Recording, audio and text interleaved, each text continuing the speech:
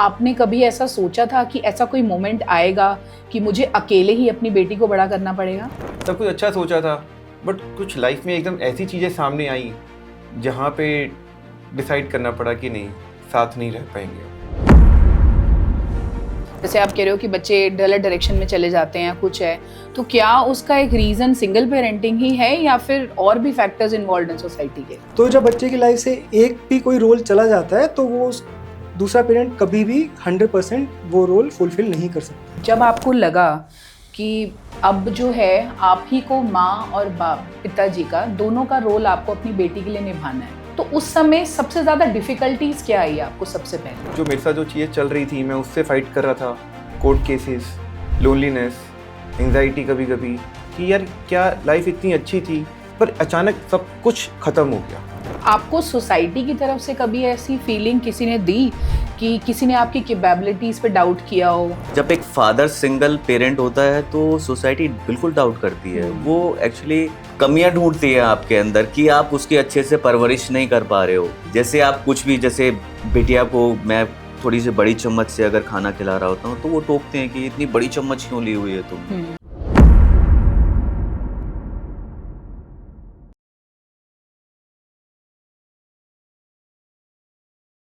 अक्सर जब हम परिवार के बारे में बात करते हैं तो हमारे सामने जो सबसे पहला नाम आता है वो आता है एक माँ का। जो माँ, जब भी हम बात करते हैं तो सबसे पहले जब एक किसी इंसान से पूछा जाए कि आप अपने परिवार में किससे प्यार करते हैं तो हर कोई बोलता है माँ। लेकिन माँ किसने खाना बनाया, माँ ने हमारे लिए ये किया, माँ हमारा इंतजार करती है। लेकिन इस पूरी कॉन्वर्सेशन में जब हम किसी बच्चे से बात करते हैं तो एक जो शब्द है जो पीछे रह जाता है वो है पिता। पिता हमारे कहाँ पीछे रह जाते हैं? स्कूल के बच्चों की फीस भरने में, या फिर आपको कहीं घुमाने ले जाने में, कभी आपके सर पे किसी ने हाथ रखना हो उसमें। तो आज मैं Nidhi Sharma, founder of Ekatva proud single parents community, आज फादर्स डे के उपलक्ष्य में आज हम 15 जून इंटरनेशनल फादर्स डे सेलिब्रेट कर रहे हैं। तो आज मेरे साथ मेरी ही कम्युनिटी के 3 फादर्स हैं। They 3 of them are single fathers जिसको हम बोलते हैं। इन सबके तीनों की एक अलग-अलग जर्नी है। तो हम एक-एक करके इनसे बात करेंगे, इनकी स्टोरीज के बारे में जानेंगे। तो चलिए शुरू करते हैं एक रॉ अनफिल्टर्ड वर्जन। आज तक हम सब एक मदर्स की बात सुनते आए, जैसे कि हमने अपने लास्ट पॉडकास्ट में बात किया था 2 सिंगल मदर्स की जर्नी। तो आज हम बात करेंगे 3 सिंगल फादर्स की, जिनकी अपनी लाइफ स्ट्रगल्स हैं, जिनकी अपनी खुशियां हैं और कैसे वो उन खुशियों को मेंटेन करते हुए चल रहे हैं। तो हम बात करते हैं। तो मेरे आज के उसमें सबसे पहले मेरे गेस्ट हैं नीरज वोरा। नीरज एक फिनेंस प्रोफेशनल है, एक एक्स मर्चेंट नेवी ऑफिसर है। ये दिल्ली में ही रहते हैं अपनी 8 साल की बेटी और अपने पेरेंट्स के साथ। मेरे नेक्स्ट गेस्ट हैं यशवर्धन शर्मा। यश दिल्ली में ही रहते हैं। He lost his wife in Covid 2021 and अभी वो दिल्ली में अपने पेरेंट्स और अपने 2 छोटे बच्चों के साथ रहते हैं। मेरे तीसरे गेस्ट हैं डॉक्टर अभिनव अग्रवाल। ये एक रेडियोलॉजिस्ट हैं और दिल्ली में ही रहते हैं अपने पेरेंट्स के साथ। इनकी जो बेटी है 8 साल की, वो इनकी एक्स के साथ रहती है। तो चलिए हम एक आज की कॉन्वर्सेशन की शुरुआत करते हैं। तो मेरा पहला सवाल नीरज से रहेगा कि आपके सेपरेशन के बाद पहले कोई ऐसा कोई एक्सपेक्टेशन नहीं करता, आपका सेपरेशन हुआ, आपकी बेटी आपको मिली। तो क्या आपने कभी ऐसा सोचा था कि ऐसा कोई मोमेंट आएगा कि मुझे अकेले ही अपनी बेटी को बड़ा करना पड़ेगा? नहीं, ऐसा कभी नहीं सोचा था। ये था कि हम साथ हैं, लाइफ टाइम साथ में ही रहेंगे। बेटी है, दोनों मिलके बच्चे को एक अच्छी पेरेंटिंग देंगे। सब कुछ अच्छा सोचा था, बट कुछ लाइफ में एकदम ऐसी चीज़ें सामने आई जहाँ पे डिसाइड करना पड़ा कि नहीं, साथ नहीं रह पाएंगे अब। ओके, तो वो मोमेंट कैसा था आपके लिए? क्या आपको इतना कॉन्फिडेंस आया कि आप एक मदर और फादर दोनों का रोल प्ले कर पाओगे, वो भी एक गर्ल चाइल्ड के लिए? देखो, कभी कॉन्फिडेंस इनिशियल लेवल पे तो सोचा ही नहीं था, पर जब चीज़ सामने आ गई तो कॉन्फिडेंस तो अपने आप आना ही था। आपको, मैं सोचता हूँ कि इसमें आपको भगवत गीता बहुत हेल्प करती है। आप कहीं पर भी लाइफ में कहीं पर भी डाउट में हो, कहीं पर भी आप लॉस्ट फील कर रहे हो, जस्ट फॉलो भगवत गीता। आपको बहुत उसमें आंसर्स, बहुत उसमें रास्ते आपको दिखते चले जाएंगी। तो सब कॉन्फिडेंस आ गया फिर। तो अपने एक लाइफ पार्टनर से सेपरेशन का जो एक दुख होता है कि मैंने एक अच्छी लाइफ इमेजिन की थी और मेरे लाइफ पार्टनर ने जाने का डिसीजन लिया और बच्चे को भी पीछे छोड़ने का डिसीजन लिया, तो वो मोमेंट कैसा लगा उस समय हमारे दिमाग में? आपको कैसा लगा कि हाँ, अभी जो आगे आने वाली लाइफ जो दिख रही है तो आपकी और आपकी बेटी की, आपको कैसे दिमाग में आया कि वो अच्छी होगी, बुरी होगी, मैं कैसे कर पाऊंगा, सोसाइटी मुझे कैसे करने देगी, या मैं एक्सेप्ट हो पाऊंगा? किस तरह के इमोशंस आए थे? अगेन आई एम सेइंग, कुछ भी नहीं, जब चीज़ें एकदम अचानक सामने आई कि ये चीज़ें हो रही हैं मतलब पीठ के पीछे, तो फिर तो डिसाइड करना ही था कि इस सिचुएशन में मैं साथ तो नहीं रह सकता। इवन एक्स वाइफ तो आज भी कहती है कि हम फिर से साथ चलते हैं, सब कुछ करते हैं, बट एक पर्सन कितने चांस दे दे, 1 चांस 2 चांस, फिर उसके बाद बंदा हाथ जोड़ देता है और कहता है मैं खुद सब कुछ अकेले देख लूँगा। तो ये था कि सब होता चला गया। आपको भगवान जब जब आपको मुसीबतें आती हैं तो भगवान आपको सब रास्ते दिखाता चले जाता है। हाँ, ये बहुत पॉजिटिव चीज़ है कि हाँ, जो फेथ होता है हमारा वो हमें थोड़ा सा मैं स्ट्रॉन्ग तो बस रखता है। यही करता था कि जब भी मैं कभी टेंस होता था या कभी भी कुछ होता था, मैं तो बस भगवान के आगे होता ना, सिर झुका के ऐसे खड़ा हो गया, भगवान अब रास्ता दिखाओ, मुझे नहीं पता कैसे होगा मुझसे, मैं आपका बच्चा, मेरी बेटी भी आपकी बच्ची, आपने सब कुछ करना है। तो सब कुछ रास्ते अपने आप बनते चले गए। ओके, तो जैसा इनका केस है डॉक्टर अभिनव, वैसा आपका भी हुआ, आपका भी सेपरेशन हुआ, बट जिस तरीके से आपकी एक्स आपकी डॉटर को लेकर गई, और उसके जितना मुझे मालूम है आप कितने टाइम तक आप अपने बच्ची से मिलने के लिए इधर से उधर आप परेशान घूमते रहे। तो एक फादर के लिए एक बच्चे के से मिलना या उससे अटैचमेंट एक नॉर्मल चीज़ होती है। तो कहीं ना कहीं आपको लगा कि जो मैं टाइम मुझे बच्चे के लिए चाहिए था वो मैं एक, जो कोर्ट ने मुझे ऑर्डर दिया, छोटी छोटी मीटिंग्स हैं, चाहे वो पर्सनल मीटिंग है 6 महीने में, या फिर वो जो एक कॉल है जो मुझे आएगी कुछ दिनों में, कहीं ना कहीं आपको लगा कि आप उन सब चीज़ों के लिए प्रिपेयर नहीं थे?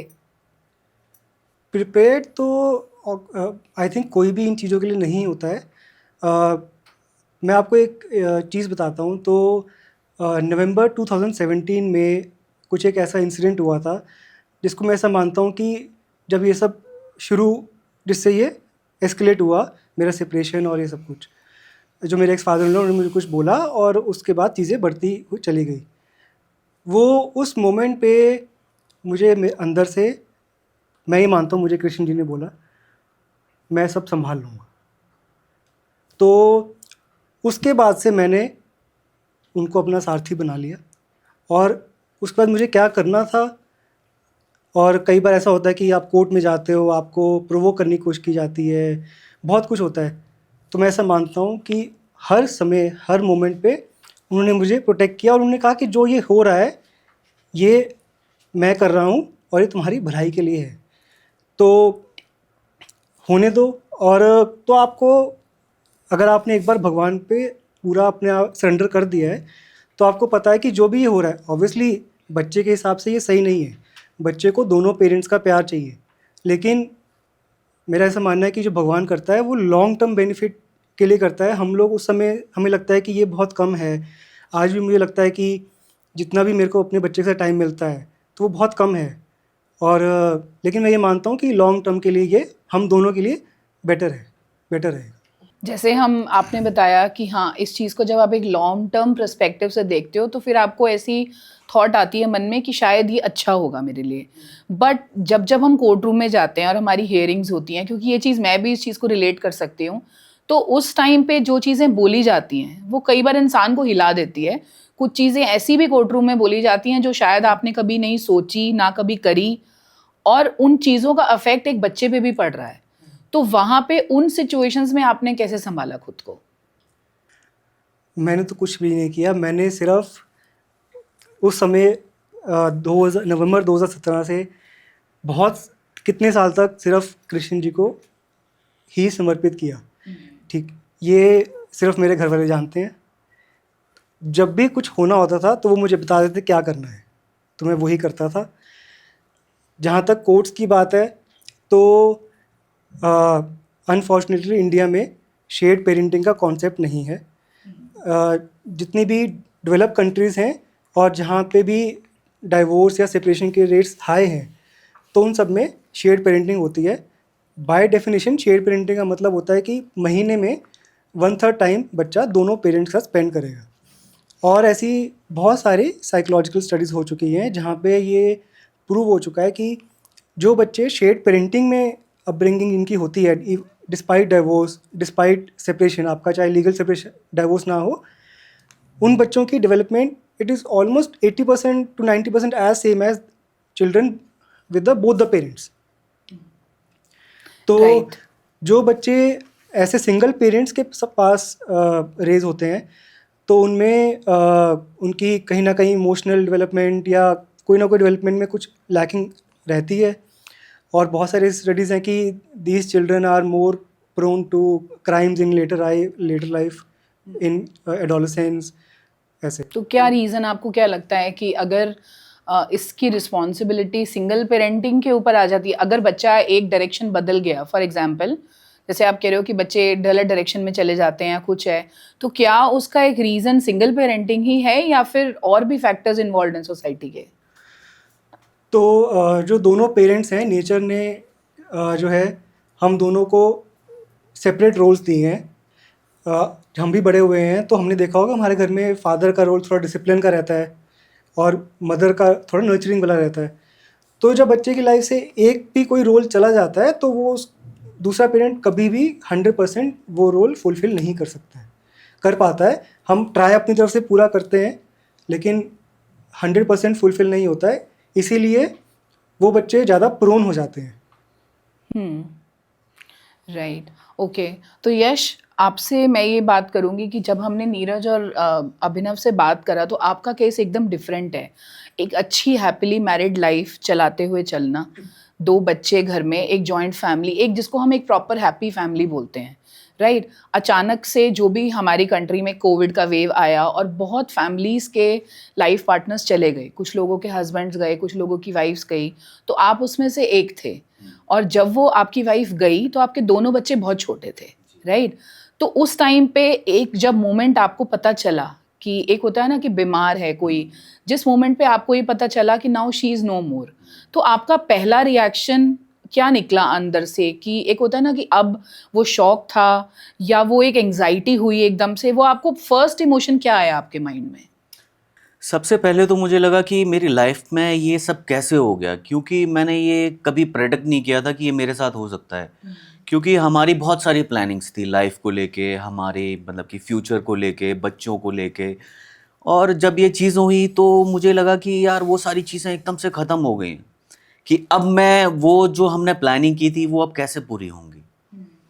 और बच्चों को भी बताना बहुत डिफ़िकल्ट था मेरे लिए, क्योंकि मेरी वाइफ जो ऑलमोस्ट 1 महीने हॉस्पिटल में थी, शी वॉज ऑन वेंटिलेटर। तो मेरे बच्चे, जब मैं हॉस्पिटल में उनको देखने जाता था तो मेरे बच्चे बोलते थे कि पापा मम्मा को बोलना जल्दी ठीक हो के आप घर आओ। और वो भगवान से प्रे करते थे, भगवान मेरे मम्मी को जल्दी से ठीक कर दो। तो बच्चे भी समझ गए थे कि मम्मा लड़ रही है किसी ना किसी चीज़ से। तो मैं बच्चों को यही बोलता था कि mamma is fighting with corona virus और मम्मा बहुत स्ट्रांग है। और एक दिन मेरी बात मानो, मम्मा कोरोना वायरस को हरा के वापस आ जाएगी। और जब वो चले गए तो उनको बताना बहुत डिफ़िकल्ट था कि अब मम्मा नहीं है हमारे साथ। बट उनको मैंने यही समझाया कि बेटा कोई बात नहीं, जैसे मम्मा हम सबको रखती थी, हमें प्यार से रखती थी, अब हम एक दूसरे का हमें ख्याल रखना है और हमें हैप्पी रहना है। क्योंकि मम्मा हमें ऊपर से देख रही है, मतलब कि वो physically she is not present but वो हमें देख रही है। तो उनको वो बोला कि मम्मा जीत के गई है, उसने कोरोना वायरस को हरा दिया था। लेकिन क्या होता है कि कभी कभी हम जब किसी से लड़ते हैं तो लड़ते लड़ते हम थोड़े से घायल हो जाते हैं, हमारी चोट लग जाती है। तो मैंने बच्चों को यही बताया कि मम्मा जीत गई थी लेकिन वो चोट की वजह से भगवान ने उसको अपने पास बुला लिया है। तो मैंने बच्चों को नहीं छुपाया कि मम्मा आ जाएगी, ऐसा कुछ नहीं किया मैंने, क्योंकि मैं चाहता था कि बच्चों को अभी से बच्चे प्रिपेयर हो जाएं उस चीज़ के लिए।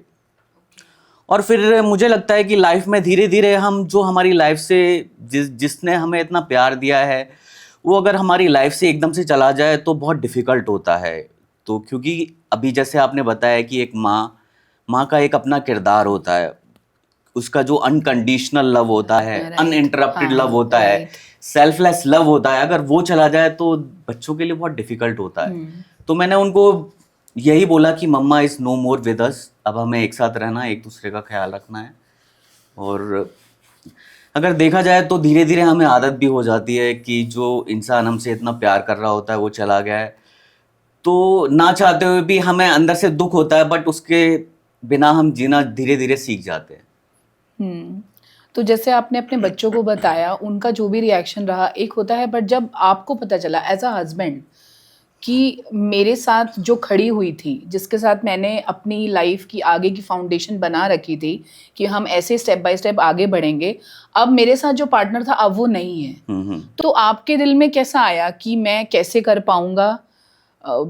घर पे मेरे 2 छोटे बच्चे हैं, वो पूरी तरीके से अपनी हर चीज़ें में मम्मी पे डिपेंडेंट है, बिकॉज़ आप वर्किंग थे पहले और आपकी वाइफ बिजनेस कर रही थी। तो उस टाइम पे फिर पूरा एकदम से शफल करके एक अलग रोल में आना, तो उस चीज़ के लिए मेंटली आपको कैसे आपने प्रिपेयर किया खुद को? देखो, जब आपके पास, आपके सामने जब इस तरह की रिस्पॉन्सिबिलिटीज़ आ जाती हैं, इस तरह के आपके हादसे हो जाते हैं आपकी ज़िंदगी में, तो आपको प्रिपेयर करना ही पड़ता है। क्योंकि जब आप अपने बच्चों को देखते हैं, क्योंकि वो 2 छोटे मासूम बच्चे, आप उनकी नज़र में एक आशा की किरण होते हो, तो आप उन आँखों के साथ कैसा धोखा कर सकते हो? तो आप एक रिस्पॉन्सिबल फादर की तरह आप देखते हो कि हमें अब जो वादा जो हम दोनों ने मिलके सोचा था बच्चों के लिए, अब वो तो नहीं है, लेकिन अब वो मैं पूरा करने की कोशिश करूँगा। और जो बच्चों की जो आँखें होती हैं ना, वो कह नहीं पाती, लेकिन उन आँखों को आप पढ़ सकते हो कि मैं एज़ अ फादर मैं सोचता हूँ कि मैं ही उनके लिए एक होप हूँ। तो मैं वो कैसे मतलब कि उसको डिनाई कर सकता हूँ? अपने जो एक धर्म जो होता है, एक फादर का धर्म होता है कि अपने बच्चों को केयरिंग देना, अच्छा फ्यूचर बनाना, एक अच्छा इंसान बनाना। तो सबसे पहले वही चीज़ मेरे ज़हन में आई कि मैं इन जो जीऊँगा अपने बच्चों के लिए जीऊँगा, जो करना होगा वो मुझे अपने बच्चों के लिए करना होगा, जो खुशी मैं लेके आऊँगा वो अपने बच्चों के लिए लेके आऊँगा। तो मेरे बच्चों ने मुझे बहुत ही स्ट्रॉन्ग बनाया कि मैं उनके लिए आगे कुछ ना कुछ कर सकूं। और मैं मतलब कि यही चाहूँगा कि वो नहीं है वाइफ मेरे साथ, लेकिन मैं अपनी वाइफ को भी यही बोलना चाहूँगा कि I am taking care of goods, जैसा तुम रखती थी। सो नेक्स्ट सवाल मेरा नीरज आपके लिए है कि जब आपको लगा कि अब जो है आप ही को माँ और बाप पिताजी का दोनों का रोल आपको अपनी बेटी के लिए निभाना है, राइट? वो आपको पता चल गया कि नाउ ऐसा हो गया है, दिस इज़ अ डिसीजन, मेरी बेटी अब मेरे पास है, राइट? तो उस समय सबसे ज़्यादा डिफ़िकल्टीज़ क्या आई आपको सबसे पहले? सबसे ज़्यादा डिफ़िकल्टीज़ यही थी, एक तो मैं अपने ट्रॉमा से जो मेरे साथ जो चीज़ें चल रही थी मैं उससे फ़ाइट कर रहा था। कोर्ट केसेस, लोनलीनेस, एंग्जाइटी कभी-कभी कि यार क्या लाइफ इतनी अच्छी थी। मतलब मैं और मेरी वाइफ हम लोग इतना अच्छी लाइफ़स्टाइल था हमारा, इतना अच्छा रहना, यूरोप टूर हम कर चुके थे, यूएस, दुबई, थाईलैंड सब साथ में हमने घूमना-फिरना। पर अचानक एकदम स्लैश डाउन हुआ, सब कुछ ख़त्म हो गया। तब इधर से अपने भी मैं पर्सनल प्रॉब्लम्स में आ गया था, जैसे आपको बताया कोर्ट केसेस में लीगल बैटल्स हो गई, लोनलीनेस, प्लस साथ में बेटी भी साथ में है, बच्चे को तो दोनों चाहिए, अब मैं अकेला दोनों के रोल कर रहा हूँ।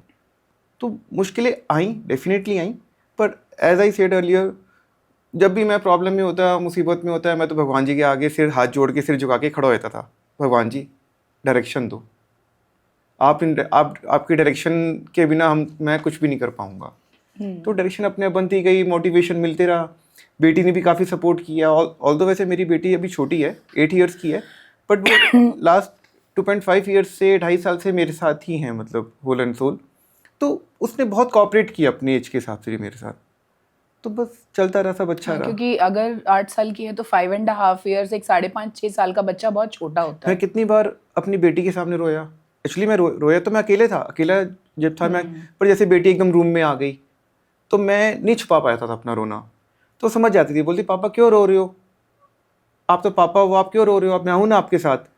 तो बस ठीक है, धीरे धीरे स्टेप बाय स्टेप मोटिवेशन मिलता रहा बेटी से, मेरे पेरेंट्स ने बहुत सपोर्ट किया, इसमें कोई डाउट ही नहीं है। मतलब तो ओवरऑल मतलब सब अच्छा रहा भगवान की दया से, मतलब चीज़ अच्छी चलती रही। तो जब हम एक लाइफ शुरू करते हैं एज अ सिंगल फादर कि अभी मुझे अपने बच्चे की टेक केयर करनी है, तो उसमें बहुत सारी रिस्पॉन्सिबिलिटीज़ होती हैं। स्कूल की रिस्पॉन्सिबिलिटी है, बच्चे की ओवरऑल डेवलपमेंट है, वो आजकल सिर्फ एक स्कूल नहीं बच्चे जाते हैं, एक्स्ट्रा क्लासेस भी जाते हैं, अलग अलग एक्टिविटीज़ में भी जाते हैं, बच्चे की इमोशनल केयर की भी ज़रूरत है। And being a father and being a male, आपको कभी ऐसा नहीं लगा कि हो सकता है कि एक बच्चा जब हम बड़ा करते हैं तो एक बॉय और गर्ल को अपब्रिंगिंग में डिफरेंट होता है, अगर वो डिफरेंस है तो क्या मैं कभी कोई गलती कर दूंगा, या अगर मुझसे ये चीज़ नहीं हुई, कभी ऐसे कोई डाउट, सेल्फ डाउट आया खुद के ऊपर? नहीं, ऐसा सच में कहूँ तो कभी भी ऐसा सेल्फ डाउट कभी नहीं आया। इसका रीज़न आपको इन सब के आंसर, इवन लाइफ के आंसर्स आपको भगवत गीता में हर चीज़ मिलती रहेगी। कहीं भी आप डाउट में आएंगे आपको आंसर वहाँ से मिल जाएगा। जैसे कि मैं एग्जांपल देता हूँ, मैं अपनी बेटी पे ज़बरदस्ती कोई भी चीज़ थोपता नहीं हूँ, उसे मैं चीज़ समझाता हूँ, बेटा देखो आप ये चीज़ करिए, उसके प्लस ये हैं, माइनस ये हैं। वो अपने आप आइडेंटिफाई कर दे कि हाँ प्लस ये है तो मुझे ये चीज़ करनी चाहिए, अगर मैं ये चीज़ दूसरी चीज़ करती हूँ या गलत तरीके से करती हूँ तो माइनस ये चीज़ें होंगी। तो क्योंकि उसकी भी एक अपनी पहचान है, तो वो भी समझती है, कोऑपरेट पूरा करती है। जैसे कभी, और वो कभी किसी चीज़ पे रोती भी है कि पापा मेरे साथ ऐसा हुआ, कभी तो मैं कहता हूँ बेटा तो क्या हो गया, आपको लड़ना है, आपको रोना नहीं है, आपको एक्सेप्ट करना है। कई बार चीज़ें हम, ये हमारी लाइफ है, इसमें कई बार चीज़ें लाइफ में अप्स एंड डाउन्स होते रहते हैं, तो उसको समझाता हूँ कि लाइफ चलती ऐसी ही है। तो इस बीच में कभी आपकी बेटी ने नहीं पूछा कि अब हम मम्मा के साथ क्यों नहीं रहते, या मम्मा हमारे साथ क्यों नहीं रहती, उसने नहीं पूछा कभी? एक्चुअली जब चीज़ें सामने आई तो अब जैसे वो मेरी अब कहते हैं ना बेटियां बड़ी जल्दी मैच्योर हो जाती हैं, तो मेरी बेटी भी उसी तरह से जल्दी ही मैच्योर होगी। उसने चीज़ें देखी, समझी, उसने भी देखा कि ऐसे बाकी फैमिली मेम्बर्स ने भी उसकी मदर को बॉयकॉट कर दिया, मैं भी हाथ जोड़ दिया कि नहीं अब मेरा नहीं हो पाएगा। हाँ।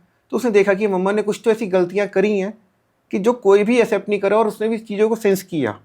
तो उसने कभी ऐसा नहीं बोला कि पापा क्या हम मम्मा के साथ कभी नहीं रहेंगे, वो खुद कहती है कि मम्मा के साथ नहीं रहना।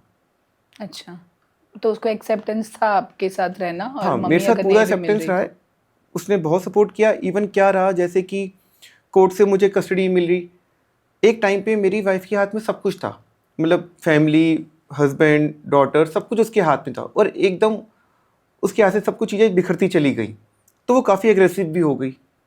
उसका वही सेम एग्रेसिवनेस वो अपनी बेटी पे दिखाती फ़ोन पे। तो बेटी कहती है मैं मम्मा से क्यों बात करूँ, मम्मा तो मेरे पे गुस्सा करती है, मुझे बात नहीं करनी। राइट। तो हाँ, बच्चे ये चीज़ों को, इमोशंस को बहुत जल्दी पकड़ते हैं कि कौन सा पेरेंट कैसे बिहेव कर रहा है। तो मैंने अपनी वाइफ को बोला यार कि बेटी से जब भी बात करें तो बहुत एक हैप्पी वे में बात किया कर, गुस्सा बिल्कुल मत किया कर। अगर बेटी बात इन केस नहीं भी कर रही, छोटा बच्चा है, बड़ा होकर समझ जाएगा, पर तुम आराम से बात करो। बट कभी कभी वो गुस्सा कर लेती थी, फिर बेटी पे गुस्सा हो गई, फिर बेटी बुरा मान गई, मम्मी तो डांटती रहती है जब भी फ़ोन करती है। तो ये चीज़, मतलब हाँ, इस चीज़ को थोड़ा बैलेंस बनाना थोड़ा मेरे लिए टफ रहा। हाँ, क्योंकि इमोशनल केयर बच्चे की भी देखनी है और खुद की भी देखनी है, क्योंकि जब हमारा एक फैमिली टूटती है, चाहे हम सामने वाला हमारा पार्टनर कितना भी गलत हो, लेकिन जो पार्टनर पीछे रह जाता है बच्चे के साथ, कहीं ना कहीं दुख तो उसको भी होता है कि हमने इतनी अच्छी लाइफ बनाई और वो ख़त्म हो गई।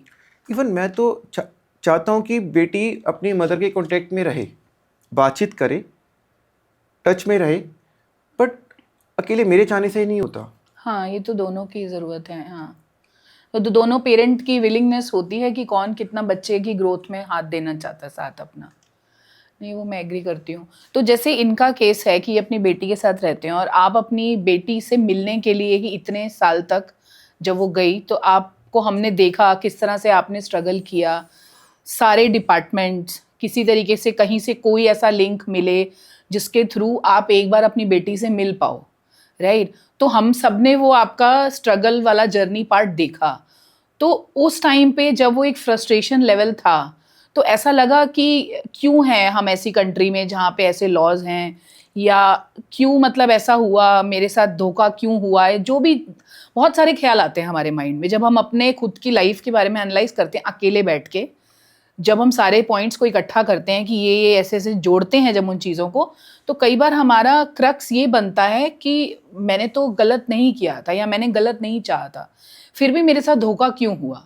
तो वहाँ पे वो जो एक फ्रस्ट्रेशन कह लो या इमोशनल वॉइड कह लो, बच्चे को ना देख पाना, आपके आसपास फ्रेंड सर्कल में जो बच्चे होंगे उनके बच्चे आपकी एज ग्रुप के हैं, तो कई बार होता है हम उनके बच्चों में अपने बच्चों को भी देखते हैं कि मेरी बेटी भी आज इतनी बड़ी होती, किसी के बच्चे का बर्थडे है तो आज मेरी भी बेटी का बर्थडे होता, मैं भी सेलिब्रेट करता। तो वो वहाँ पे सब ये चीज़ें पूरा कैसे बैलेंस हुआ आपका पूरा स्टेबिलिटी? तो जैसे अगर मैं ये सोचूं कि हमारे देश में ये लॉ ऐसे क्यों है वो, तो उसमें एक लिमिट के आगे सोच के कोई फ़ायदा नहीं है, क्योंकि लाइफ में दो तरह की चीज़ें होती हैं, एक जिनके बारे में आप कुछ कर सकते हो और एक जिनके बारे में आप कुछ नहीं कर सकते हो। तो अगर हम उन चीज़ों पे फोकस करेंगे जिनके बारे में हम कुछ नहीं कर सकते हैं तो हम अपना टाइम वेस्ट करेंगे। तो आई बिलीव कि जिन चीज़ों के बारे में हम कुछ कर सकते हैं हमें उन पे फोकस करना चाहिए। इसमें हर पेरेंट जो अपने बच्चे से नहीं मिल पा रहा, अनफॉर्चुनेटली इंडिया में 95% केसेस में ये फादर ही होते हैं। तो इट इज़ वेरी इंपॉर्टेंट कि we should all take care of our mental health and we should take care of our careers, we should also take care of our physical health, क्योंकि अगर हम खुद सही रहेंगे तो ही ये अपॉर्चुनिटी रहेगी फ्यूचर में कि बच्चा हमारे पास आ सकेगा। और बहुत सारी ऐसी स्टडीज़ हैं जहाँ पे जैसे यूएस में तो ये 80s 90s में बहुत बढ़ गया था डिवोर्स रेट। तो जिन पेरेंट्स को इंटेंशनली सेपरेट कर दिया जाता है बच्चे से इन सब तरीक़ों से, जब बच्चा बड़ा होता है, जब वो 18-20 साल का हो जाता है, तो वो उस पेरेंट के पास अपने आप चला जाता है। तो we should be I should like in my case I should remain capable enough कि when my daughter is of the age and she wants to come back to me, then I am able to take care of her and I should be in good condition to कम से कम। देखो अब हम भी हैं, हमारे parents भी, अब हम तीनों अपने पेरेंट्स के साथ रहते हैं, तो हम अपने पेरेंट्स का टाइम स्पेंड कर रहे हैं ना। तो अगर कल को मेरी बेटी 18 साल की उम्र में भी मेरे पास आती है या 20 साल की उम्र में भी आती है, तो उसके बाद भी बहुत ज़िंदगी है उसका टाइम स्पेंड करने की, और अगर भगवान की कृपा हुई तो पहले आ जाएगी। तो इसलिए जो चीज़ के बारे में हम कुछ नहीं कर सकते हैं उसके बारे में ज़्यादा सोच के हम अपना टाइम वेस्ट नहीं करना चाहिए। जो हम कर सकते हैं, चाहे कहीं कोई डिपार्टमेंट हेल्प कर रहा है या नहीं कर रहा, कोई काम कर रहा है कि नहीं कर रहा, या कोई कहीं पे, अब आजकल हम पता है बहुत करप्शन है, तो ठीक है, लेकिन मेरा काम है एफर्ट करने। जैसे हमने बोला कि गीता क्या कहती है कि अपना कर्म करो, तो मेरा काम है अपने बच्चे के लिए फ़ाइट करना। तो वो मैं करता रहूँगा जब तक भगवान मुझे रास्ता दिखाता रहेगा कि अब तुम यहाँ पे करो वो करो, मैं तो वो करता रहूँगा। जितना मुझे समझ आएगा उसका से मैं करता रहूँगा, और जब ऊपर वाले की कृपा होगी तो मेरा काम हो जाएगा। उसके सिवाय ये होता है, जैसे जब मेरी बेटी मेरे साथ हम सब इकट्ठे थे, तो जो पेरेंट्स का बेडरूम होता है तो वो बच्चे का बाय डिफ़ॉल्ट शुरू में तो वही बेडरूम होता है। तो मेरी बेटी के हिसाब से वो उसका रूम है। तो जब वो आती भी है अभी भी कभी, तो उसने वो अपना रूम जो है पूरा अपना टॉयज़ उसमें अपने हिसाब से वो सेट कर रखे हैं। हमने आज तक वो चेंज नहीं किए हैं, और तो उससे हमारी बेटी हमारे पास है। अब मैं, मेरे पेरेंट्स और वो सब टॉयज़, हम उसका इंतज़ार करते हैं कि वो आएगी तो हम सब साथ में खेलेंगे। तो और उसको भी पता है कि ये मेरा कमरा है, राइट। तो इसलिए I think it is the best is to make the best of whatever you have and not ponder about what you don't have. Correct. तो आपके जैसे केस बहुत सारे हैं हमारी कंट्री में। जैसे आपने कहा 95% डिवोर्स केसेस में बच्चे की कस्टडी माँ को ही जाती है। तो एक रीसेंट अभी हमारा, अगर आपको भी पता हो, जैसे जो सुसाइड केस हुआ था, आई थिंक उसमें भी यही मेन रीज़न यही था कि वो अपने बच्चे से नहीं मिल पा रहा था। वो भी इतना पढ़ा लिखा, एक आईटी का इंजीनियर। हम ये भी नहीं कहेंगे कि वो उसके पास कुछ काम नहीं था या वो खाली था इसलिए उसका दिमाग था, ये भी चीज़ नहीं थी। तो आपके हिसाब से पर्टिकुलरली मेन जो कि आपकी सिचुएशन में है, उनके लिए मेंटल हेल्थ कितना ज़्यादा ज़रूरी है? ये सबसे, जब ये सब शुरू होता है तो उसमें सबसे ज़्यादा इम्पोर्टेंट मेंटल हेल्थ होता है। और जिन कंट्रीज़ में शेयर्ड पेरेंटिंग है, तो इसमें आपने बहुत अच्छा एक पॉइंट लिया है। अगर इंडिया में शेयर्ड पेरेंटिंग होता तो वो फादर्स, वो पर्सन जो है वो सुसाइड नहीं करता। तो जैसे किसी भी ह्यूमन के लिए और ख़ासकर बच्चों के लिए एक हम ट्रॉमास, जैसे हम अगर मेडिकली बोलें कि मेजर ट्रॉमास क्या होते हैं, तो उनमें से लूजिंग योर चाइल्ड और losing your parent, it is not about mother और father, losing your parent is one of the major traumas. ये है जैसे कि आपका एक हाथ काट दिया। तो और जिन कंट्रीज़ में जैसे सबसे पहले share printing US was one of the first countries जिसमें शेयर प्रिंटिंग था इम्प्लीमेंट हुआ था। वो इम्प्लीमेंट हुआ था क्योंकि साइकोलॉजिस्ट ने वहाँ स्टडी करी और उन्होंने पाया कि शेड प्रिंटिंग होना चाहिए, तो उन्होंने आगे एडवाइस किया, तो कोर्ट्स ने वहाँ इम्प्लीमेंट किया। इंडिया में कोर्ट्स नहीं कर रहे हैं, वो अलग रीज़न है। उसके कारण उन कोर्ट्स में, जैसे अभी नीरज ने भी बताया कि बहुत सारे केसेस हो जाते हैं ऐसे ही, तो और हम सबको पता है आजकल हर कुछ महीने में स्टैट्स आता है कि कोर्ट्स में इतने केसेस पेंडिंग चल रहे हैं। जजेस को पॉलिटिशियंस पब्लिक ऐसा कहती रहती है, हमारी जो प्रेसिडेंट मैम है वो बहुत बोलती हैं कि इतने केसेस पेंडिंग हैं।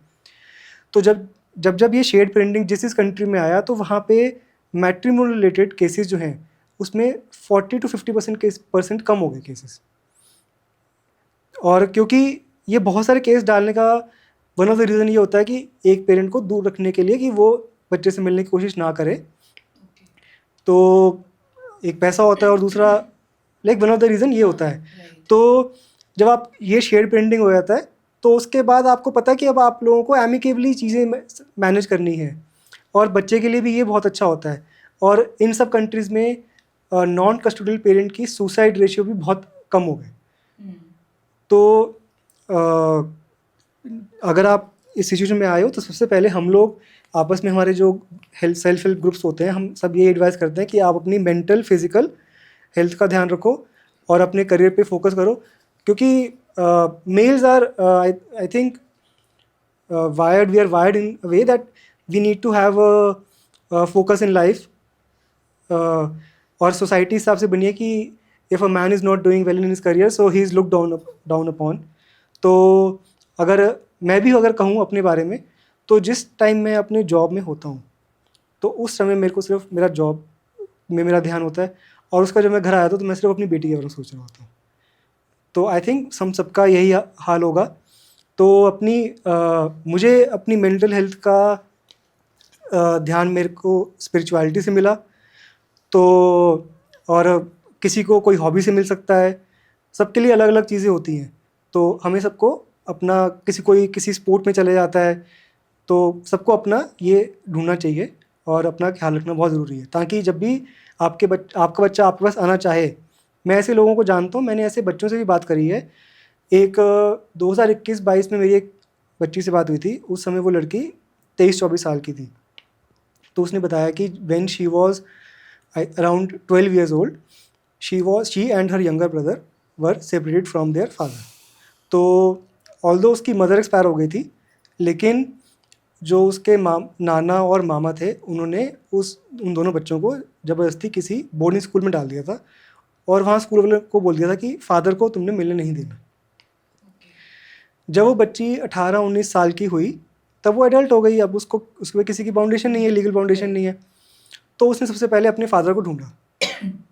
तो और उसने कहा कि मुझे 2 साल लगे अपने फादर से दोबारा, हम दोनों बच्चों को 2 साल लगे अपने फादर से दोबारा बॉन्ड बिल्ड करने में, लेकिन अब हमने अपने मामा और नाना को छोड़ दिया है, और अब वो बहुत खुशी से अपने फादर के साथ, और आई थिंक उसके फादर मूव ऑन कर चुके हैं, तो वो स्टेप मदर के साथ वो सब लोग बहुत अच्छे से रह रहे हैं।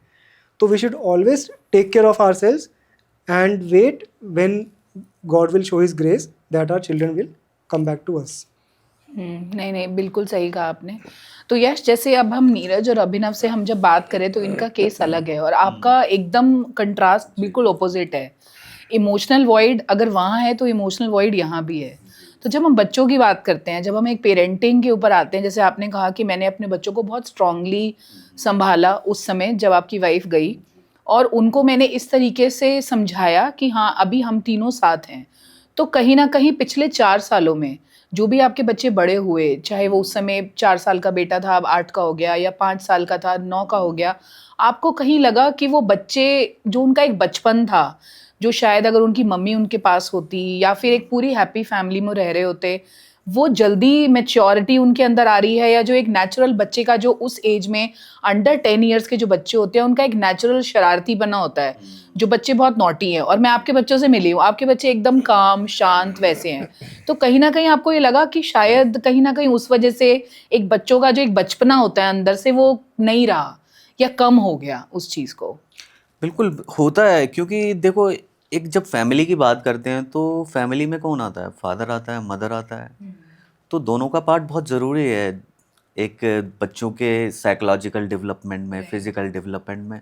और जब एक पार्ट मिसिंग हो जाता है, मदर स्पेशली मदर मदर तो जितना ध्यान रख सकती है उतना तो मुझे लगता है कि फादर भी नहीं रख पाता, क्योंकि जो बच्चे ज़्यादातर इमोशनली अटैच होते हैं अपनी मदर से होते हैं।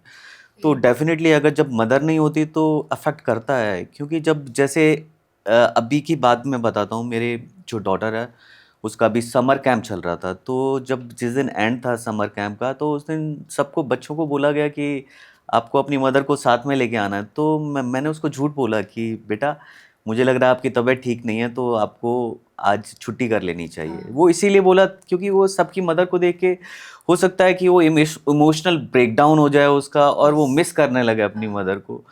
और जब भी फेस्टिवल्स आते हैं, क्योंकि जब फेस्टिवल्स आते हैं तो मदर का बहुत पार्ट रहता है, क्योंकि पूरी चीज़ों को जो फॉलो करना ट्रेडिशंस को, वो एक मदर के द्वारा ही मतलब कि बच्चों के पास आता है। तो उस टाइम मुझे लगता है कि बच्चे बहुत मिस कर रहे हैं अपनी मदर को। और जैसे छुट्टी होती है बच्चों की, तो देखते हैं कि सबकी मदर्स आई हुई हैं, तो फिर उस टाइम लगता है कि हाँ, वो एक उन एक्चुअली वो बता नहीं पाते। बच्चों का ये रहता है कि वो खुल के एक्सप्रेस नहीं कर पाते, बट उनका जो साइलेंस होता है ना, उससे पता लग जाता है कि नहीं, ये कुछ कहना चाहते हैं लेकिन वो बता नहीं पा रहे हैं।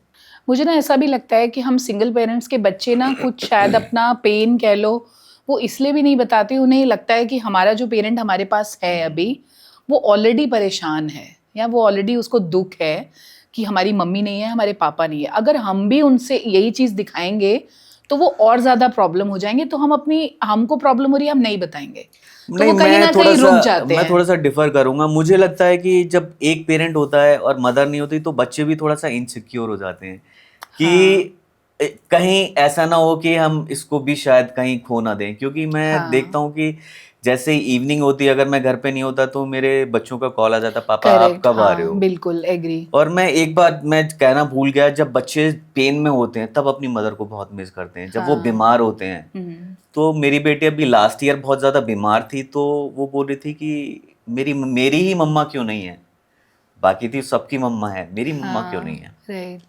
नहीं, क्योंकि बच्चे कुछ चीज़ों में ना बहुत ज़्यादा मिस करते हैं। मैं आपको बताती हूँ, मेरा छोटा वाला बेटा प्ले स्कूल में होता है। तो आजकल एक स्कूल्स में जब एनुअल स्पोर्ट्स डे करवाए जाते हैं, तो पहले क्या होता था, बच्चों की एक्टिविटीज़ होती थी। अगर आपने कभी नोटिस किया हो तो आजकल स्कूल्स में ना पेरेंट्स की भी एक्टिविटीज़ होती हैं। तो उसमें कुछ रेस होती हैं या कुछ होती हैं जहाँ पे दोनों मदर फादर इकट्ठे पार्टिसिपेट करते हैं। तो जब हर बच्चे के पेरेंट्स को बुलाया जाता है, तो वो मेरे को मोमेंट अपने बेटे का याद है कि वो देखता था कि मेरी मम्मा तो पार्टिसिपेट ही नहीं कर सकती। तो उसने कभी मुझे आकर कंप्लेंट नहीं किया, बट उसके अंदर ना एक अग्रेशन आ गया कि वाई मी। उसने मुझे नहीं बोला कभी कि क्यों नहीं है, या आप क्यों नहीं हो, पापा नहीं है, आप लेके आओ, नहीं। उसने अपना वो अग्रेशन, उसके अंदर ऐसा था जैसे घर आता था तो गुस्से में ऐसे बैग फेंक देना, नहीं मुझे खाना नहीं खाना। तो वहाँ पे मुझे ऐसा लगता है कि जो ऐसे कुछ इवेंट्स आते हैं ना, जैसे आपने बोला स्कूल से छुट्टी होती है तो लोगों की मदर्स लेने आती हैं, तो जब वो बच्चा बाहर निकल रहा है तो वो देखता है कि मम्मी नहीं है, जी जी, तो वो हमें बोलते नहीं है बच्चे आके, लेकिन उनके एक्शंस में हमें दिखता है। वो हमें दिखता है, वो साफ दिखता है। जैसे जब उनका बिहेवियर उस तरह का होता है, थोड़ा सा एग्रेशन होता है, थोड़ा सा रिवोल्ट होता है उनके अंदर, तो वो एक्चुअली बताते तो नहीं है, लेकिन उससे हमें पता लग जाता है कि वो अपनी मदर को कहीं ना कहीं मिस कर रहे हैं। बहुत ज़्यादा है। और जैसे आपके केस में बच्चों की, देखो एक होता है छोटे मोटे पेरेंट्स के बीच में आर्ग्यूमेंट्स होना, वो एक हर कपल में होता है। लेकिन जब एक दो पेरेंट डिवोर्स होते हैं, वो एक डिफरेंट होता है, जिसमें एक बच्चे को समझ आ जाता है कि अब मुझे एक पार्टनर के साथ रहना है। वो बच्चे की माइंड में आती है वो चीज़। लेकिन आपके केस में ऐसा कुछ भी नहीं था। वो एक मोमेंट आया और आपको बच्चों को बताना पड़ा कि अभी यहाँ से सिचुएशन बदल चुकी है। बिल्कुल राइट। तो मेरे हिसाब से ट्रॉमा जो है एज अ फादर, जब हम बात करते हैं ना कि लोग कहते हैं कि डिवोर्स जो है उनको ज़्यादा पेन है, या जिन्होंने अपने पार्टनर को खोया उनको ज़्यादा पेन है, ये भी एक डिबेट है हमारी ही कम्युनिटी में। जब हम बात करते हैं, जी जी, चाहे लेडीज़ हो चाहे जेंट्स हो, उनको उनका एक बहुत बड़ा डिबेटेबल उनको लगता है कि कौन ज़्यादा तकलीफ में होता है। मैं यहाँ पे ये बोलना चाहूँगा कि जैसे जो अपने पार्टनर को जिन्होंने खो दिया है, वो एक्चुअली क्या है कि खोने के बाद उनके पास कोई फ्रीडम नहीं होती। वो जो डाइवोर्स हो जाते हैं उनके पास एटलीस्ट एक फ्रीडम तो होती है। हाँ, पेन होता है, लेकिन एट द एंड एक उनके अंदर एक हैप्पीनेस होती है कि हाँ हम एक पिंजरे से हम बाहर निकल के आ गए। लेकिन हमारे केस में ऐसा नहीं होता है। हमें लगता है कि हम वापस एक पिंजरे के अंदर कैद हो गए हैं हम। हाँ, क्योंकि वो उसमें ना कंट्रास्टिंग, जैसे आप दोनों का केस डिफरेंट है। अब उसमें कुछ लोग कहते हैं कि ठीक है, हमारे पास जो है प्रॉब्लम्स में हम थे, अब चलो हम एक फाइनली एक प्रॉब्लम से निकल गए। आजकल तो ऐसे कहते हैं जिंदा बच गए, जिंदा बच गए। हाँ, जिस तरह के आजकल केसेस हो रहे हैं। अब यश के केस में हम बोलते हैं तो हम जैसे ना लोगों को मैंने बहुत बात करते हुए सुना है कि एटलीस्ट आपके पास आपके पार्टनर की अच्छी मेमोरीज तो हैं, हमारे पास वो मेमोरीज नहीं है। बट मुझे लगता है कि डिवोर्स केसेस में एटलीस्ट आपके पास फिर आगे की लाइफ है वो अच्छी मेमोरीज बनाने के लिए। बिल्कुल, जो हम क्या होते हैं कि हम पुरानी यादों में खोए रहते हैं। क्योंकि क्या होता है कि जैसे मैं ड्राइव कर रहा हूँ तो मेरे सबकॉन्शियस माइंड में वही चल रहा होता है कि अपने वाइफ के साथ बिताए हुए पल। तो क्या होता है कि हम जैसे अब आपके जो पुरानी जो एक, अगर हम लाइफ को एक बुक की तरह मान लें कि ठीक है आपकी लाइफ के जो प्रीवियस चैप्टर्स हैं वो थोड़े से बुरे थे, बट आपके पास चांसेस है कि आप एक अच्छी कहानी लिख सकते हो। लेकिन क्या हमारे केस में क्या होता है कि हम पुरानी जो अच्छी कहानियां हैं उसमें ही उलझे रह जाते हैं, और आगे की कहानी जो अच्छी कहानी जो हम बना सकते हैं वो हमारे अंदर हिम्मत ही नहीं आ पाती। बट मुझे लगता है कि जो एक कंफ्यूजन है ना कि आगे की लाइफ अच्छी होगी या नहीं होगी, वो आई थिंक वो कंफ्यूजन दोनों सिचुएशन में सेम है। इवन कि मैं यश भाई की बात से बिल्कुल एग्री करता हूँ कि यहाँ पे इमोशनल ट्रॉमा इतना ज़्यादा होता है कि हम एक अच्छी कहानी लिखने में सोच ही नहीं पाते। डाइवोर्स केस में भी इमोशनल ट्रॉमा होता है, पर उनका साथ में एंगर इश्यूज भी इतने हो जाते हैं, लीगल केसेस चलते चलते वो इतने फ्रस्ट्रेट हो जाते हैं कि उनके इमोशनल थोड़े वो हो जाते हैं यार कि क्या लाइफ है ये। तो जब वो बाद में फ्री होते हैं लीगली तो उनको लगता है कि हाँ मैं एक नई कहानी लिख सकता हूँ।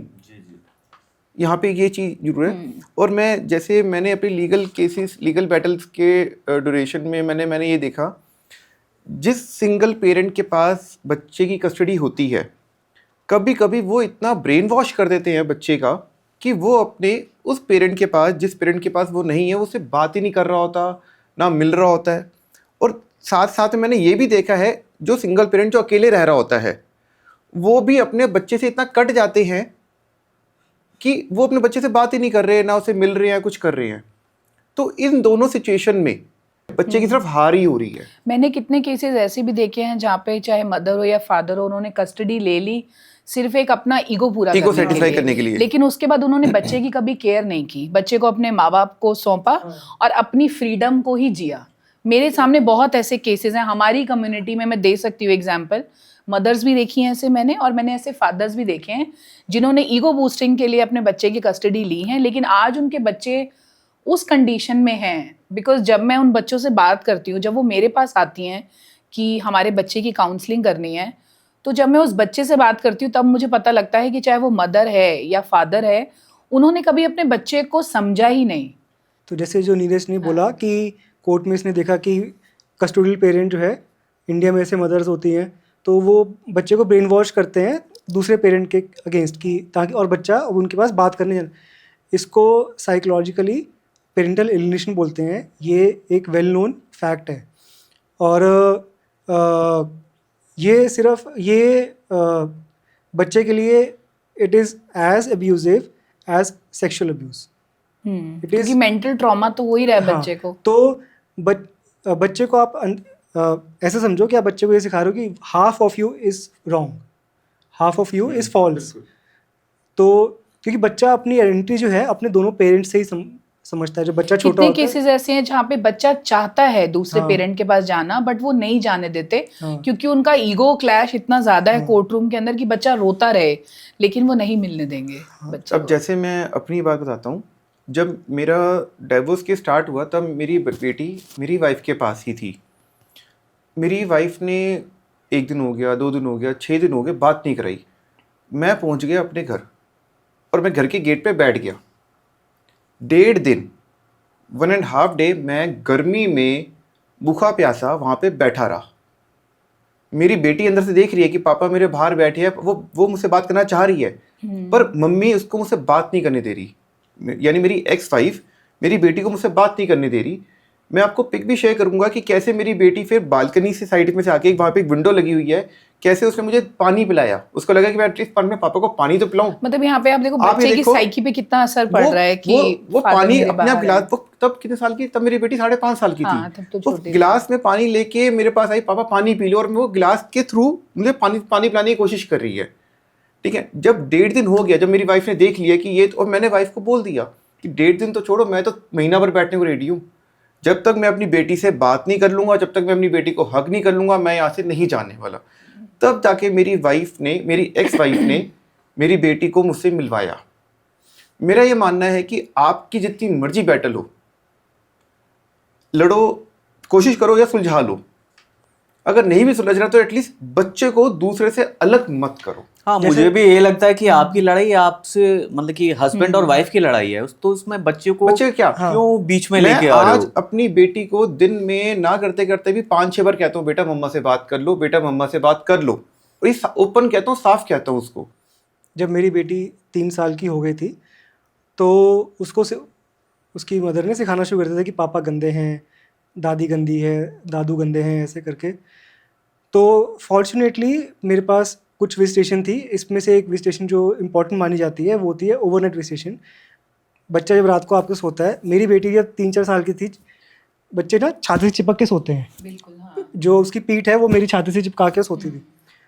तो वो उसको कितना भी सिखा के भेजती थी, जब वो हाँ, एक फादर का जो टच है, जैसे टच है, मदर का टच हाँ, हाथ लगना काफी है, तो हाँ, फादर का भी टच उतना होता है। इम्पोर्टेंट है। तो अगले दिन वो नॉर्मल हो चुकी थी, उसको पता था। बच्चे भी धीरे धीरे सीख जाते हैं कि सही क्या है, गलत क्या है। अब जैसे नीरज ने बताया, तो उसी तरीके से मेरी बेटी को भी पता है कि कौन सही है कौन गलत है, और उसको ये पता है कि पापा अपने से ट्राई कर रहे हैं। और मैंने उसको ये समझा रखा है कि देखो बेटा, कि जब गॉड की मर्जी होगी तब सब कुछ सही हो जाएगा। तो और उसको पता है कि जैसे मेरी बेटी जब 3-4 साल की हुई थी, तब 3 साल के आसपास उसको शुरू करा था उसने सिखाना कि पापा गंदे हैं, ऐसे करके ये वो। तो उसने खुद ही आके बोला, लेकिन पापा तो गंदे नहीं है, मम्मा कह रही थी पापा गंदे हैं, दादी गंदी है, तो लेकिन पापा तो गंदे नहीं है, पापा तो कोई मतलब मैंने उसको ऐसे बोला कि बेटा आप ना अपने आप डिसाइड करना, अब मम्मा जो कह रही है या पापा जो कह रहे हैं आप उस पर मत जाओ, आप अपने आप डिसाइड करना। तो अब वो आई है, हम सब, आप छोटे बच्चे से क्या करते हो, आप खेलते हो, उसका बच्चा को तो खेलने का शौक होता है। आजकल बच्चे थोड़ा कार्टून देखते हैं, पार्क में ले जाते हो आप, हम मॉल्स में ले जाते हैं, फिर उसको अपनी पसंद का खाना खाना होता है। तो आप बच्चे से अच्छे से रहोगे, और ये नेचुरल है कि अब उस बच्चे में आधा डीएनए तो मेरा है ना, तो जब वो मेरे पास रहेगी और मेरा टच उसको जब लगेगा, तो जब मेरा टच उसको वो होता है, तो वो ऑब्वियसली उसको समझ लग जाता है कि he loves me and my father is good. तो फिर वो जो है वो वर्क नहीं करा उसका।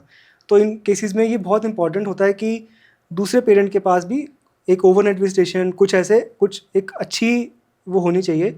और बच्चे सब कुछ समझ जाते हैं, वो ना, जैसे अभी आप लोग भी डिस्कस कर रहे थे, बच्चे सब समझते हैं, तो बच्चों को एक्सप्रेस नहीं करना आता है।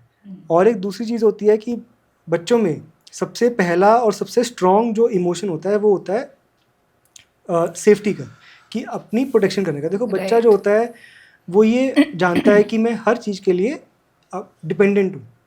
अब हम इंडिपेंडेंट वर्ड यूज़ करते हैं ना आजकल, जैसे इंडिपेंडेंट वुमेन यूज़ करते हैं, तो बच्चे को पता है कि मैं डिपेंडेंट हूँ, कि मेरे को खाने के लिए भी पेरेंट्स पे डिपेंडेंट हूँ मैं। मेरे को बच्चों के लिए सबसे ज़्यादा इंपॉर्टेंट क्या होता है, मेरा टॉय, मेरा खाना टाइम पे, हाँ। मेरा पसंद का खाना, मेरे टॉयज, मेरे को कार्टून देखना ही है, मुझे ये घूमने जाना है, मुझे उनकी प्रायोरिटीज अलग हैं, हाँ। मेरे को कार्टून मूवी देखने जाना है। तो उनको पता है मैं हर चीज़ के लिए पेरेंट पे डिपेंडेंट हूँ। तो जिन केसेस में कोई मदर है या कोई फादर है जो अपने बच्चे को दूसरे पेरेंट के खिलाफ सिखा रहा है, तो वो बच्चा डर के कारण उसकी बात मानता है। और ये क्योंकि बहुत जब गैप पड़ जाता है मिलने में, तो वो बॉन्ड ब्रेक होने लगता है। जैसे नीरज ने कहा कि इसने देखा कोर्ट में कि दूसरा पेरेंट भी अब मिलने में इंटरेस्टेड नहीं है, क्योंकि वो गैप इतना ज़्यादा हो गया कि उनका बॉन्ड वो डेवलप नहीं हो पाया। तो देखो एक और भी चीज़ होती है, नोबडी इज़ बॉर्न पेरेंट, ये हम सब सीखते हैं। जब बच्चा कोई इसका कोर्स नहीं होता ना, हाँ राइट, ठीक है ना, हम पढ़ते तो है नहीं है, बिल्कुल हाँ। मैंने मेडिकल पढ़ा हाँ, है। जब एक छोटा बच्चा हाथ में आता है तो हम एक एक करके सब सीख और जाते हैं अपने आप आप। सब जिनके निधि आपके और यश के 2 बच्चे हैं, तो आपने नोट किया होगा कि पहले बच्चे की अपब्रिंगिंग में और सेकंड बच्चे के अपब्रिंगिंग में बहुत बहुत डिफरेंट फर्क था, बिल्कुल रहे हाँ, होंगे difference आप बहुत लोगों का फर्क था, हाँ ओपिनियन। राइट तो because you learn how to be a parent during the right, first elder हाँ चाइल्ड, तो हम भी सीखते हैं। अब वो जो पेरेंट जो जिसको मिलने नहीं दिया गया, तो वो सीख ही नहीं पाया, और वो बच्चा भी नहीं सीख पाया कि मैं इस पेरेंट से क्या मस्ती कर सकता हूँ, मैं क्या कर कैसे मैं इस पेरेंट, मेरे इस पेरेंट का मेरी लाइफ में क्या रोल है, तो इसलिए उनका बॉन्ड ब्रेक होता है। But if the other parent stage in the child's life, then when the age is right and the child gets their own समझ, तो फिर वो उस पेरेंट के पास चले जाते हैं, क्योंकि बच्चा समझ आता है कि मेरी मम्मी ने मुझे पापा से दूर रखा।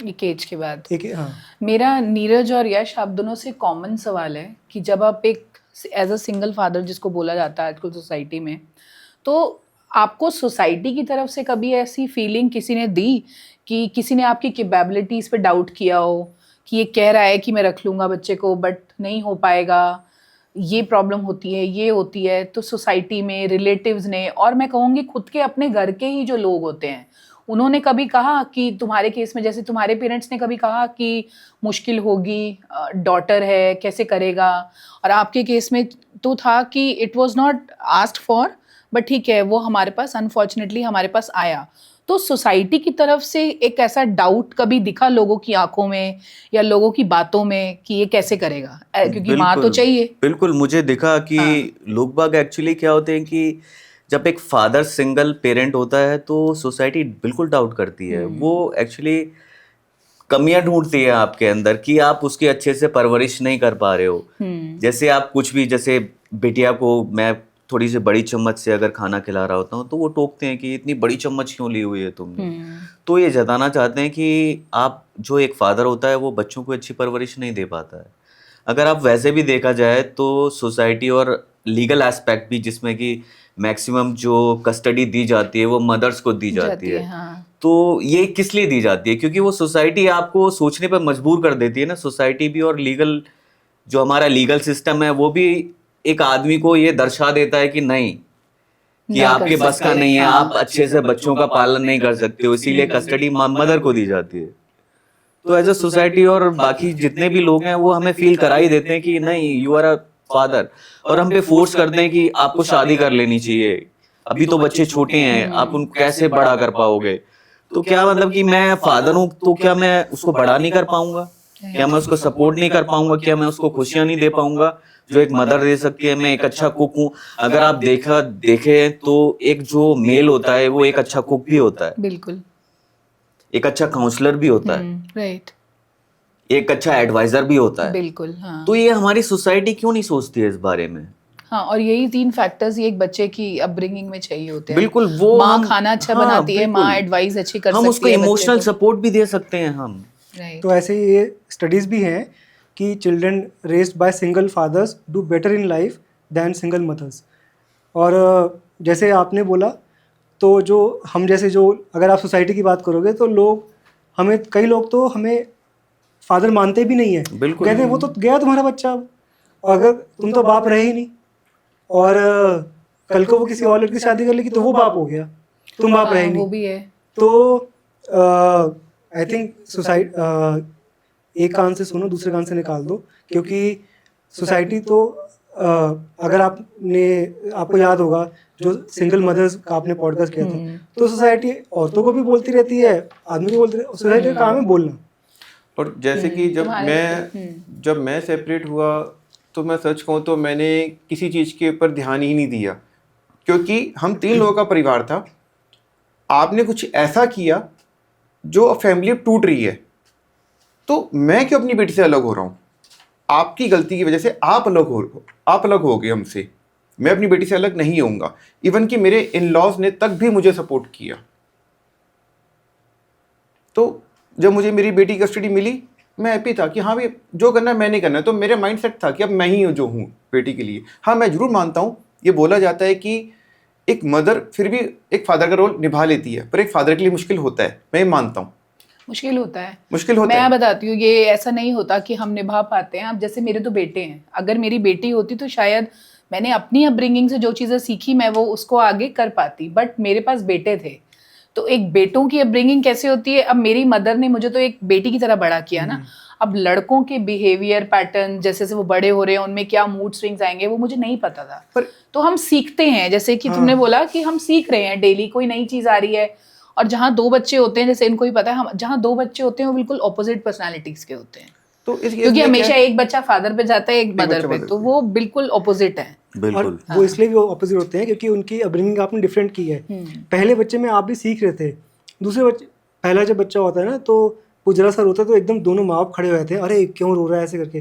जब दूसरा बच्चा होता है तो पता है अरे भूख लगी होगी या सुसु कर दिया तभी होगा। छोटा बच्चा हमेशा ज्यादा कॉन्फिडेंट और इंडिपेंडेंट बनता है। हाँ और जैसे कि अब जैसे मुश्किलें तो हो रही थी, नो डाउट, इसमें कोई डाउट नहीं है।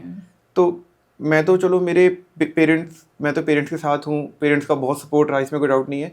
इवन मुझे भी कभी प्रॉब्लम होती मैं तो भगवान के आगे हाथ जोड़ के खड़ा होता था, सिर झुका के, मैं आपका बच्चा, मेरी बेटी आपकी बेटी, बताओ जी, गाइड करो प्लीज़। और कभी एज सच कोई बड़ी जो भी चीज़ें आई स्मूथली क्लियर होती चली गई। मैं इस पॉडकास्ट के थ्रू एक रिक्वेस्ट करना चाहूँगा, सब मैरिड कपल्स को, लड़ाइयाँ सब में होती हैं। अगर मान लो इनकेस अगर लड़ाई उस लेवल पे आ भी गई कि जहाँ पे आपको लग रहा है कि अब हमने सेपरेट ही होना है, तो फिर भी एक बार सोचो इस सेपरेशन में किसका फ़ायदा है, किसका नुकसान? सिर्फ नुकसान है वही बच्चे का। कोशिश करो आपस में बैठो, बातचीत करो, चीज़ को सुलझाओ, ख़त्म करो चीज़ को। और अगर लड़ाई चल भी रही है तब भी एक बार आपस में दोनों अकेले ही बैठो, कोई रिलेटिव्स की या किसी की फ़िलहाल एक स्टेज पे हेल्प मत लो, इनिशियल स्टेजेस पे आपस में बैठो, बातचीत करो। जो आप दोनों मिलके चीज़ को सुलझा सकते हो ना, वो कोई और तीसरा बंदा नहीं सुलझा सकता। और इन केस अगर अलग होने का फैसला ले ही लिया है तो बच्चा जिसके पास है वो बच्चे का ब्रेन वॉश बिल्कुल ना करे, और वो पेरेंट जिसके पास बच्चा नहीं है वो हमेशा अपने बच्चे के साथ एक कनेक्शन बना के रखे, क्योंकि बच्चे का नुकसान नहीं होना चाहिए किसी भी कंडीशन Absolutely में। right. आप बच्चा लेकर आए हो, आप दोनों मिलकर बच्चा लेकर आए हो, आपस की जो मर्जी लड़ाई हो, जो मर्जी ईगो हो, बच्चे का नुकसान बिल्कुल नहीं होना चाहिए। ट्रू। इसमें मैं ये ऐड करना चाहूँगा, जो नीरज ने कहा बहुत सही कहा है, कि बच्चे को अपने, देखो ये ना जब हम कोर्ट में जाते हैं ना तो ये होता है Neeraj versus so and so, Abhinav versus so and so, तो ये वर्सेस नहीं है, ये ना ये कस्टडी बैटल नहीं है। दोनों पेरेंट, बच्चे को अपने किसी पेरेंट से मिलने के लिए किसी कोर्ट की परमिशन नहीं चाहिए होनी चाहिए। हम इसको ऐसा समझते हैं कि फादर को मिलने के लिए वो राइट्स मिले हैं या मदर को मिले हैं। आप ये समझो बच्चा भी तो अपने पेरेंट से तभी मिल पा रहा है ना। अब अगर आज मेरी बेटी मेरे को नहीं मिल पा रही है तो जब वो मेरे पास आती है तो वो भी तो अपने बाप से तभी मिल पा रही है ना, उसी वही शॉर्ट टाइम में। हाँ।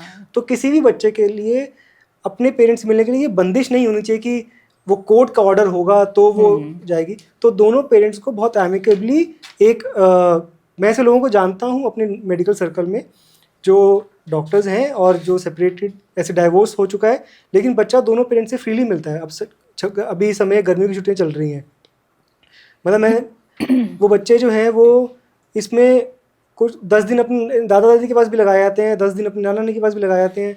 मतलब लोग इस तरीके से भी अच्छे से बच्चों को पालते हैं और ऐसे ही करना चाहिए। बच्चे को ये डर नहीं होना चाहिए कि मैं अगर आज मान लो नीरज की बेटी का मन करे कि मैं मम्मी को फ़ोन करूं, तो बच्चे के मन में ये डर नहीं होना चाहिए कि पापा बुरा तो नहीं मान जाएंगे। ऐसी मेरी बेटी का मन कर रहा हो कि अरे आज मेरे को ना होमवर्क में जो क्वेश्चन है ना ये मेरे साथ पापा ज़्यादा अच्छे से बताए थे तो मैं पापा से फ़ोन करके पूछ लेती हूँ, तो उसको डर नहीं होना चाहिए कि मैं पापा से फ़ोन कर पाऊँ। बच्चा सवाल पूछेगा नहीं लेकिन उसके मन में डाउट आ जाएगा कि मम्मी नाराज तो नहीं हो जाएगी। हाँ, ये ना हमारे बिहेवियर से बच्चा इंटरसेप्ट कर लेता है। अगर पेरेंट जो है दूसरे पेरेंट के साथ काफ़ी हॉस्टाइल है और जब बच्चा का एक्सचेंज होता है तब अगर एमिकेबल एनवायरनमेंट नहीं होता है तो बच्चा समझ आता है कि, जैसे मेरी बेटी मुझे खुद आके कहती थी जब वो 4 साल की थी तब भी कहती थी कि उस घर में कोई भी नहीं चाहता कि मैं आपसे कभी मिलने आऊँ, कोई भी नहीं। और उस घर में उसकी मम्मी है, उसके नाना नानी हैं, उसका मामा है, तो कहती उस घर में कोई भी नहीं चाहता कि मैं आपसे कभी मिलूं। तो ये सब चीज़ें जो हैं बच्चे सब समझ जाते हैं और बच्चों को एक्सप्रेस करना नहीं आता है लेकिन समझते सब कुछ है वो, क्योंकि हम जो हम अपनी लाइफ में स्कूल में जो हम सीखते हैं वो हम एक्सप्रेस करना सीखते हैं ज़्यादा। बिल्कुल। सोशल स्किल्स जो हम कहते हैं, सोशल स्किल्स डेवलप होती हैं, वो एक्सप्रेस करने की होती हैं। समझ तो हम जाते ही हैं। राइट। मैं यश आपसे एक बहुत थोड़ा सा एक इमोशनल क्वेश्चन पूछना चाहूँगी। आज आपकी वाइफ को गए ऑलमोस्ट 4 साल हो गए हैं। तो कई बार ऐसा होता है कि बच्चे की कुछ हैबिट्स हैं या कई बार हमारे बच्चों की स्माइल होती है जो अपनी मदर पे जाती है। तो कई बार ऐसा होता है कि आपके दोनों बच्चों में कुछ-कुछ उसकी छवि आपको दिखती है कि हाँ, शी इज़ स्टिल देयर। हाँ, मुझे दोनों बच्चों को देख के लगता है कि my wife is still there, क्योंकि जो मेरी जो बिटिया की जो स्माइल है that is almost similar to my हाँ, राइट। वाइफ। हाँ, वो बिल्कुल और सेम। जो मेरा बेटा है वो जब थोड़ा सा गुस्सा होता है तो जब आईब्रोज रेज करता है तो बिल्कुल मदर जैसा लगता है। और फिर जो उसकी छोटी छोटी बातें, जैसे मेरी वाइफ थी तो मुझे बोलती थी कि मुझे आपकी बहुत चिंता रहती है, तो मुझे पता नहीं कि मेरी बिटिया ने वो कब कैच कर लिया, तो कभी कभी हाँ। मुझे बोलती है कि पापा मुझे आपकी ना बहुत चिंता रहती है। तो ये मतलब कि मुझे लगता है कि ठीक है, physically she is not there, but मैं अपनी हाँ। वाइफ को अपने बच्चों के अंदर देख सकता हूँ। हाँ, क्योंकि ये छोटे-छोटे इमोशंस हैं जो हमें हाँ बिल्कुल। डेली बेसिस पे कभी ना कहीं, कहीं भी दिख जाते हैं। हाँ, एक और चीज़, जैसे हुँ। वो वाइफ पानी पीती थी तो पानी मंगाती थी, वो सिर्फ एक सिप लेती थी। तो मेरी बिटिया भी सिमिलर वही करती है, अच्छा, पानी एक सिप ही मंगाती है और पीती है। एक सिप पीती है। तो मुझे लगता है कि यार ये कि तो बिल्कुल सेम बच्चा मेरी, हाँ कॉपी है। मेरी हाँ, बिल्कुल कॉपी है, वाइफ की हाँ। कॉपी है।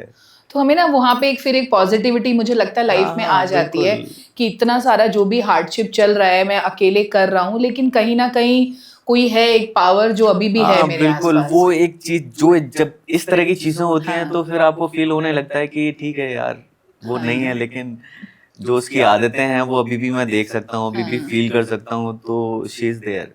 हाँ, क्योंकि एक अच्छे रिलेशनशिप के बाद अकेले रहना और फिर बच्चों के अंदर अपने ही पार्टनर की इमेज को ढूंढना, इट्स नॉट इजी, बट हाँ हमें दिखता है तो अच्छा लगता है। तो इसी कंटिन्यूएशन में मेरा आपसे एक सवाल है कि जैसे आपने बोला कि पेरेंट्स बोलते हैं शादी कर लो, आपको भी बोला, आपको भी बोला, तो आपको क्या लगता है कि ठीक है, जैसे जो डिवोर्सीज होते हैं उनका अपना ट्रॉमा है कि ट्रस्ट, कि उनको ट्रस्ट, क्योंकि ऑलरेडी जब एक मेल डिवोर्स लेता है तो उनका फिनेंशियली भी काफ़ी लॉस होता है, राइट? उनका जो एक ट्रस्ट फैक्टर है वो डिफरेंट है एक नए पार्टनर के लिए, बट आपके केस में ज़्यादा मुश्किल है एक नए इंसान पे ट्रस्ट करना या फिर इजी होता है कि ठीक है लाइफ में आगे बढ़ते हैं, देखा जाएगा जैसे भी होगा, मैं कॉन्फिडेंट हूँ अपने बच्चों के लिए, तो समहाउ कोई अगर आएगा भी तो सब कुछ अच्छा होगा। आपके अंदर है वो डर कि नहीं है?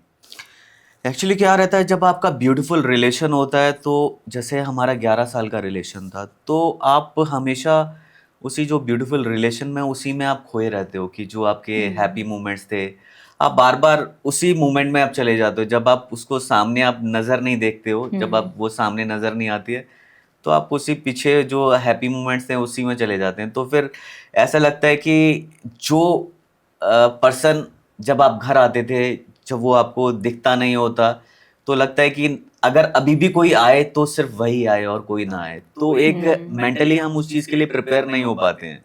और फिर ये लगता है कि यार कहीं ऐसा तो नहीं है कि वो नहीं है तो इसलिए मैं उसको धोखा दे रहा हूँ एक तरह का।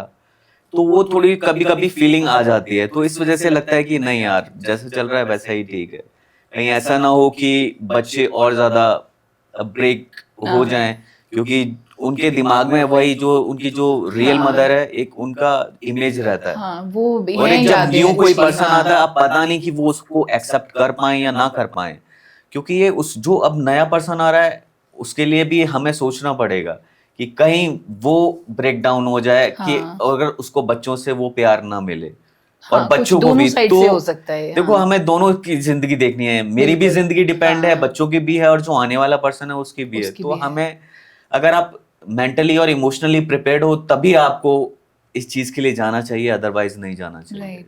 एक मैं बस एक एक क्लोजर आप लोगों से एक सवाल पूछूंगी नीरज आपसे, जैसे मेरा सवाल ये है कि आप अपनी बेटी के साथ रह रहे हो पिछले 2.5 साल से अकेले, आप उसे देख रहे हो, कभी ऐसा कोई इमोशनल मोमेंट आया कि आपकी बेटी ने आपको कहा हो कि आप मेरी पापा भी हो, मम्मा भी हो, and we'll be happy, don't worry, कि हम कर अब लेंगे साथ में? अब जैसे स्कूल में पीटीएम होती है, तो बेटी की जो फ्रेंड्स हैं, क्लासमेट्स हैं, ज़्यादातर मदर फादर दोनों ही आए होते हैं और मैं अकेला जाता हूँ। तो मैं पूछता हूँ बेटी से कि आपको बेटा ऐसा कुछ लगता तो नहीं ना कि पापा अकेले आ रहे हैं? तो वो बोलती नहीं पापा ऐसा कुछ भी नहीं, आप हो ना साथ में। आप ही सब कुछ हो मेरे। तो ऐसा जब हमारा बच्चा हमें बोलता है तो एक अच्छी फीलिंग आती है कि हाँ, मैं जो कर रहा हूँ या जो मैंने मेहनत करी है अपने बच्चे पे, मैं सही रास्ते पे रहा। बिल्कुल ऐसे लगता है। तो एक फीलिंग आती है ना जब हमारा बच्चा हम पे ट्रस्ट दिखा रहा है कि हाँ, आई एम हैप्पी।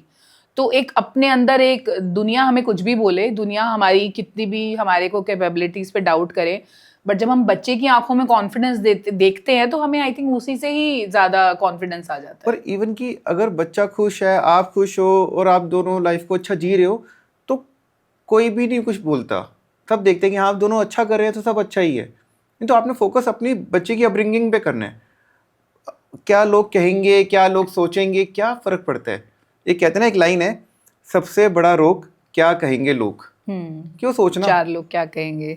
अगर लोग क्या बोलेंगे वो भी हम सोचेंगे तो वो क्या सोचेंगे। वो क्या सोचेंगे। हाँ, तो जब मैं इमोशंस की बात करती हूँ इन दोनों के, और जब आपके मैं इमोशंस की बात करती हूँ, तो कई बार ऐसा हुआ है कि कोर्ट रूम में जब आप हेयरिंग्स पे जाते रहे और नहीं मिला सक्सेस, ने कितने साल तक तो नहीं मिल पाया आप अपनी बेटी से, राइट।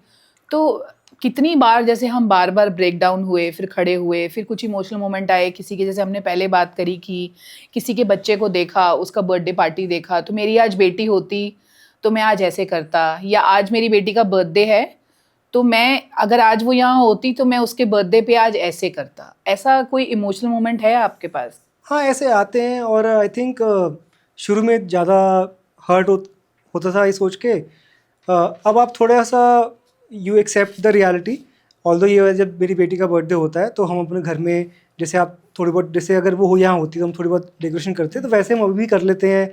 और मैं उसको कॉल पे दिखाता हूँ, देखो आप पापा ने आपके बर्थडे पे ये हम सेलिब्रेट कर रहे हैं ऐसे करके। तो लेकिन मैंने यही सीखा है कि जो नहीं है उसके बारे में, और जिसको आप कुछ कर नहीं सकते हो, ज़्यादा सोच के कोई फ़ायदा नहीं है। आप खुद अपने आप को परेशान करोगे। और जिस बारे में आप कुछ कर सकते हो उस चीज़ पे आप फोकस करो, तो God gives you results when the time is right.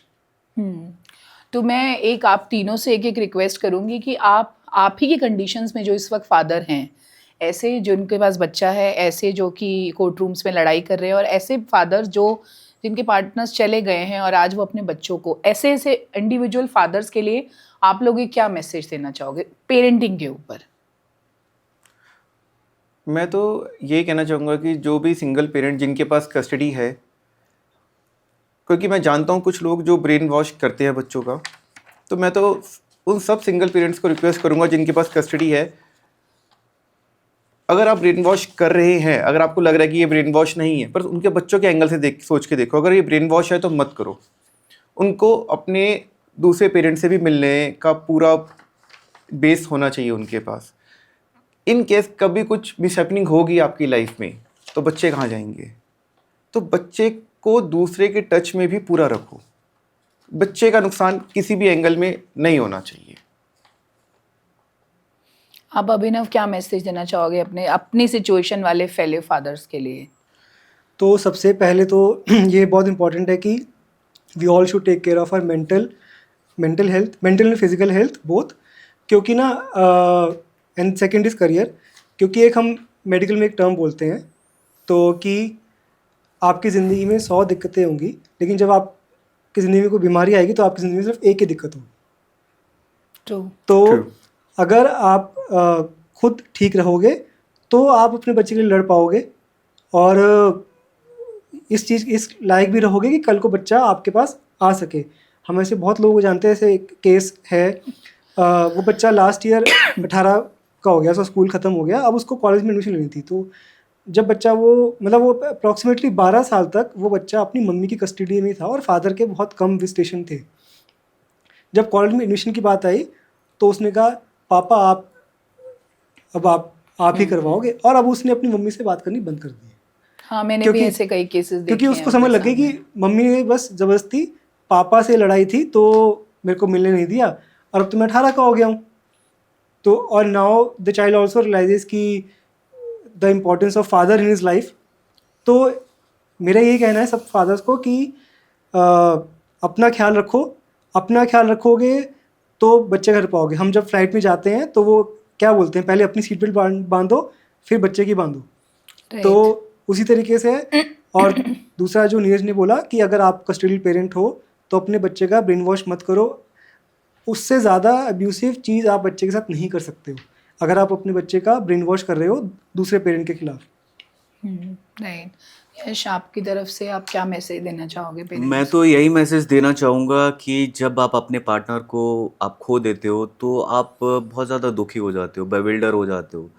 Just like in Mahabharat, जब अर्जुन ने देखा कि कुरुक्षेत्र के बैटलफील्ड में कि मुझे अपने मेरे जो रिश्तेदार हैं मुझे उनसे लड़ना पड़ेगा, उनको मारना पड़ेगा, तो वो भी बहुत ज़्यादा बेविल्डर हो जाते हैं। तो तब कृष्णा उनको बोलते हैं कि डू योर कर्मा। तो हमें जो भी सिंगल जो फादर हैं जिन्होंने खो दिया है, तो do your Karma of a father. अपने बच्चों का ध्यान रखो, उनको जितना प्यार दे सकते हो उतना प्यार दो। जब वो एक सेल्फलेस लव आप डेवलप कर लोगे तो जो आपका दुख है वो भी कम हो जाएगा, और जो अपने दुख हैं वो सब भगवान के ऊपर छोड़ दो।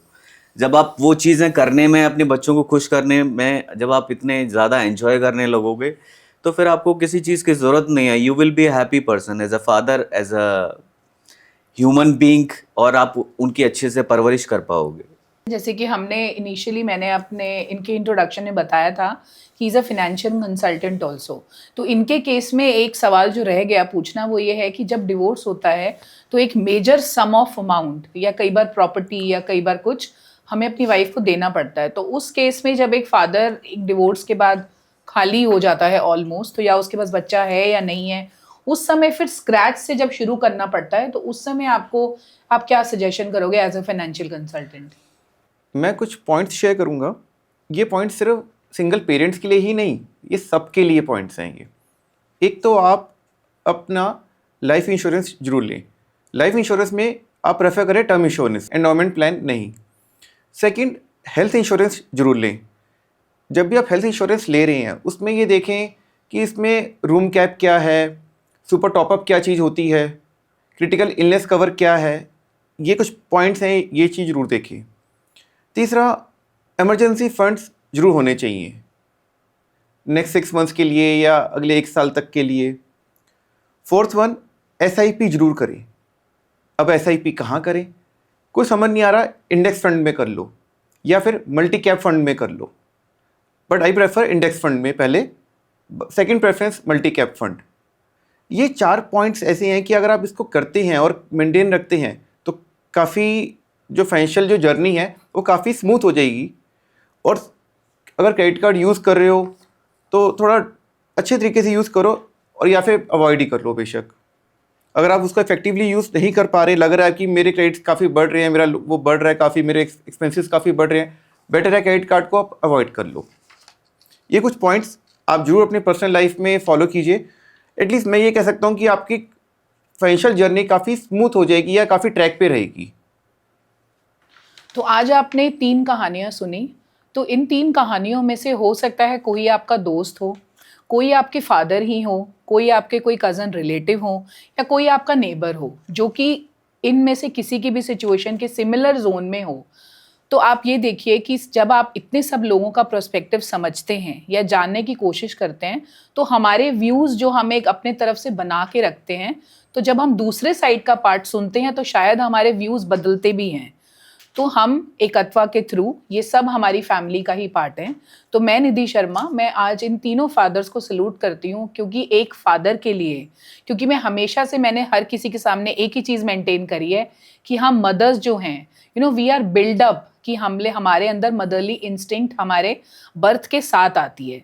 लेकिन एक फादर जो है, जो एक जिसको प्रिजर्वर कहा जाता है, वो जब एक मदरली इंस्टिंक्ट को पे काम करके अपने बच्चे को संभाल रहा है, तो उससे मुश्किल काम कोई भी नहीं कर सकता।